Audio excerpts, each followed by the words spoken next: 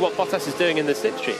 It must be a gentleman's agreement between the Mercedes. I do have to say that Mercedes themselves put on social media that the slipstream was worse than 0.7 earlier today.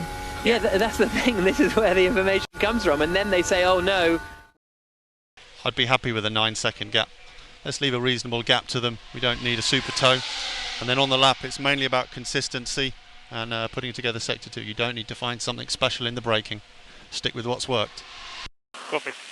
Through Curva Grande, his first sector is okay. He doesn't match Hamilton in sector 1 and doesn't match him this time around either. Hamilton with a 1/10 of a second advantage. At the moment, he's only half a 10th ahead, Hamilton, on that first run. So Bottas is very close. Hamilton really sliding the car beautifully coming out of the Variante della Roggia.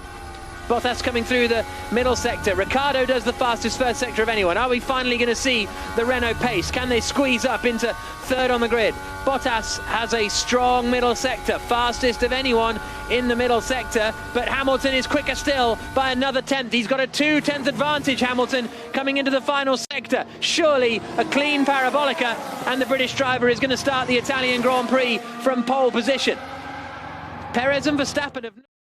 Okay, so that's at P1 at the moment, just waiting for other cars to finish. He goes to the top of the times, a 1:18.956. Hamilton's going quicker though, but by how much? It's a 1:18.887. He takes pole by less than a 10th of a second for the Italian Grand Prix. Bottas has pushed him hard again, but once more it's Lewis Hamilton who will start on pole. Perez third at the moment. Ricciardo across the line, and it's only fifth for the Renault. Perez still holding on to that third place. Sainz nicks it. Carlos Sainz goes third.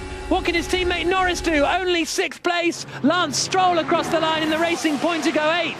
Carlos Sainz and Sergio Perez will start the Grand Prix on the second row of the grid tomorrow. Brilliant job from the McLaren team in particular.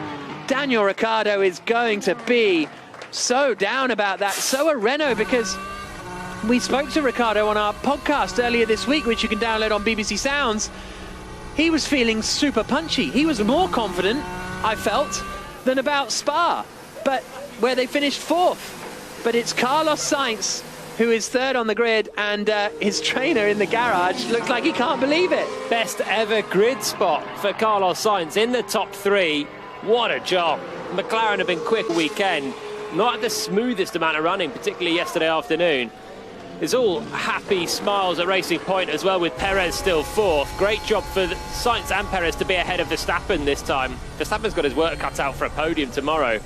But great job from Sainz. After not starting the race last week, to be starting third this time is a huge bonus. And Hamilton, pole position once again. Another weekend. Very well done, mate. Very nice work. So, yeah, P1. Great work, lads.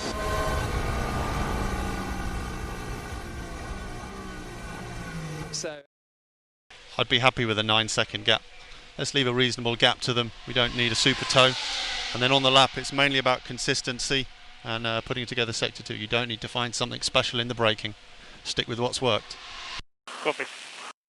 So including all the corners, his average speed is 164 miles an hour. So fast around